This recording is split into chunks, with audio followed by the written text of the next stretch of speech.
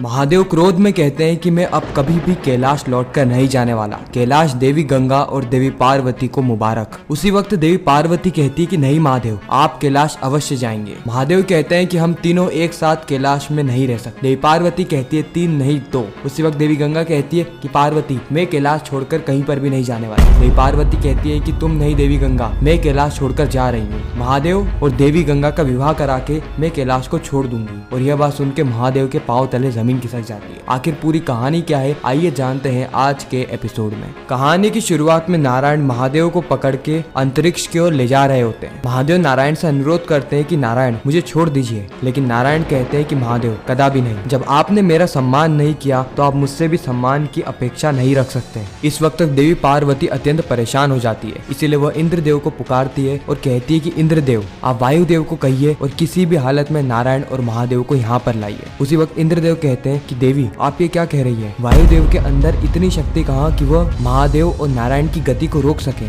देव ऋषि कहते हैं कि देवी पार्वती, क्या आपको ज्ञात है जब पिछली बार महादेव और नारायण का युद्ध हुआ था तो ये दोनों ही कई वर्षों तक इस संसार में नहीं आए थे। मुझे इस बात का भय है कि कहीं इस बार भी ऐसा ना हो जाए। देवी मनसा कहती है कि जब तक महादेव और नारायण इस संसार में नहीं है तब तक मनसा का संसार बस चुका हो, मनसा की मनसा पूर्ण हो जाएगी। देवी पार्वती कहती है कि नहीं, शक्ति शिव से सहस्त्रों वर्षों तक भिन्न नहीं रहेगी, शिव को आना ही होगा। देवी पार्वती कहती है कि देवी गंगा, क्या आपको अभी भी अपने कर्मों पर ग्लानि नहीं हो रही? अगर आप अपने पग कैलाश में नहीं रखते तो आज ऐसी स्थिति उत्पन्न होती ही नहीं। न ही महादेव नारायण पर प्रहार करते और न ही नारायण महादेव को अंतरिक्ष ले जाते। महादेव और नारायण का युद्ध होता ही नहीं। देवी गंगा कहती है कि ग्लानि नहीं, संतोष मिल रहा है मुझे, कि जो अधिकार मुझे नहीं मिला वो अधिकार तुमसे भी छीनता जा रहा है। महादेव तुम्हें और मुझे समान तरीके से भाव दे रहे हैं और यही तो मैं चाहती हूँ पार्वती, कि महादेव की पत्नी और महादेव की प्रेमिका समान रूप से महादेव के हृदय में रहे। उसी वक्त गणेश जी पुकार लगाते हैं कि पिताश्री और नारायण आ गए, देखिए वह आ गए, अंतरिक्ष से लौट आए हैं वह। धरती पर आते ही महादेव कहते हैं कि मैं क्षमा प्रार्थी हूँ नारायण, कि मैंने आप पर प्रहार किया, मुझसे ये अनर्थ कैसे हो गया? नारायण कहते कि नहीं महादेव, क्षमा प्रार्थी तो मैं हूँ कि मैंने आपको इस स्थिति में आने के लिए मजबूर किया। फिर हमें कुछ समय पहले का पल बताया जाता है जब नारायण महादेव को लेकर अंतरिक्ष गए थे। नारायण महादेव को अंतरिक्ष में ले जाते हैं और महादेव को बताते हैं कि देखिए महादेव, आपके बिना ये संसार किस स्थिति में आ चुका है। इस और धरती पे सभी लोग महादेव को पुकार रहे होते हैं, लेकिन महादेव उनकी सहायता के लिए नहीं आते। महादेव के भक्त कहते हैं कि अब महादेव भी तो हमें बचाने नहीं आ रहे, हमें मनसा देवी की जय जयकार कहनी ही होगी। भले ही हम महादेव के भक्त हैं, लेकिन अगर हमने ऐसा नहीं किया तो हमारी मृत्यु हो जाएगी। महादेव, आप क्यों हमारी सहायता के लिए नहीं आ रहे? ये देख के महादेव की आंखों से आंसू आने लगते हैं। नारायण कहते हैं कि महादेव इस संसार से स्वयं के कैसे हो गए, इतने व्यक्तिगत कैसे हो गए महादेव? देवी गंगा क्या करती है, देवी पार्वती क्या करती है, गणेश क्या करते हैं, देवराज क्या करते हैं,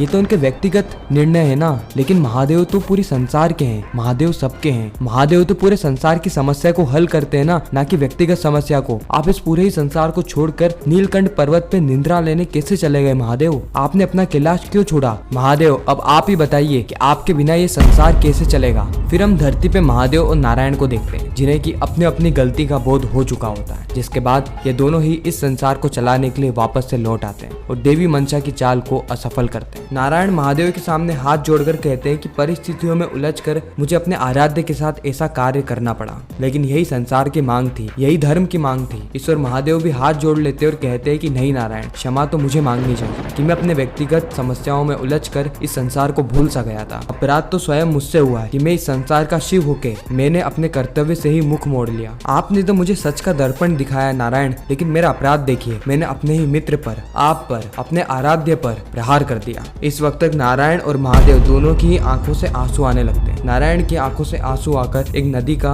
निर्माण होता है, वहीं पर ही महादेव की आंखों से भी आंसू आकर एक और नदी का निर्माण होता है। देव ऋषि कहते हैं कि संसार एक बार पुनः समझ गया कि जगत कल्याण के लिए महादेव और नारायण दोनों का ही संसार में होना अत्यंत आवश्यक है। महादेव की आंखों से जो आंसू निकले हैं, उससे जो नदी उत्पन्न हुई है, उसको ये पूरा ही संसार अनंत काल तक अलकनंदा के नाम से पुकारेगा, और जो नदी नारायण की आंखों से उत्पन्न हुई है उसे संसार मंदाग्नि कहेगा। और ये दोनों ही नदियां इन संसार का प्रतीक बन इस संसार को सदा सदा के लिए बताएगी कि जिन लोगों के पग बड़े होते हैं, हृदय बड़ा होता है, उनके लिए कुछ भी व्यक्तिगत नहीं होता, उनका हर एक निर्णय, हर एक कर्म इस संसार के लिए होता है। नारायण नारायण हर हर शंभू।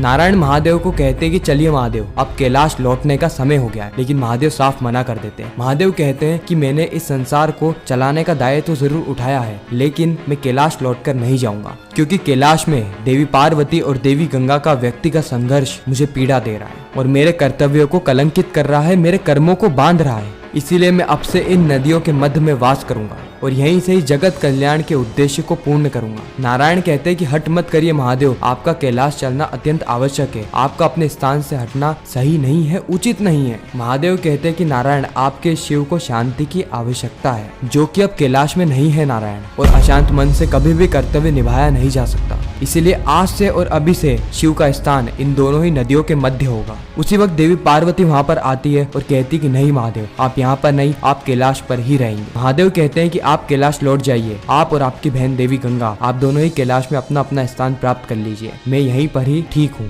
वैसे भी हम तीनों एक साथ कैलाश में नहीं रह सकते। उसी वक्त देवी पार्वती कहती कि हम तीनों एक साथ नहीं जाएंगे महादेव, केवल दो ही जाएंगे। उसी वक्त देवी गंगा वहाँ पर आती है और कहती कि नहीं पार्वती, मैं कैलाश छोड़कर कहीं पर भी नहीं जाने वाली, मैं कैलाश में ही रहूंगी। देवी पार्वती कहती कि मैंने कब कहा कि आप कैलाश छोड़कर जाएंगी, बल्कि कैलाश छोड़कर मैं जा रही हूँ। देवी पार्वती कहती है कि मैं आप दोनों का विवाह कराकर, महादेव और देवी गंगा का विवाह कराकर महादेव के संसार से हमेशा हमेशा के लिए लुप्त हो जाऊंगी। और ये कठोर वचन सुन के महादेव के पांव तले जमीन खिसक जाती है। महादेव को बिल्कुल भी उम्मीद नहीं थी कि देवी पार्वती इतना कठोर निर्णय लेगी, इतना अनुचित निर्णय लेगी। महादेव क्रोध में आ जाते हैं और कहते हैं कि असंभव, असंभव है ये। देवी पार्वती कहते हैं कि इस असंभव को संभव मैं करके दिखाऊंगी महादेव, आपका और देवी गंगा का विवाह करवाकर। आज ही आपका और गंगा दीदी का विवाह होगा। मनसा देवी कहती है कि अति उत्तम, अभी और इसी क्षण महादेव और देवी गंगा के विवाह की तैयारी शुरू की जाए। इस वक्त तक महादेव देवी मनसा को भी पहली बार चिल्ला देते हैं और कहते हैं कि मौन मौन हो जाओ तुम। नारायण कहते हैं कि मनसा अपने भ्रम से बाहर आओ, शिव शक्ति संसार के आधार हैं, यह प्रेम की परिभाषा है, ये सदा से एक थे,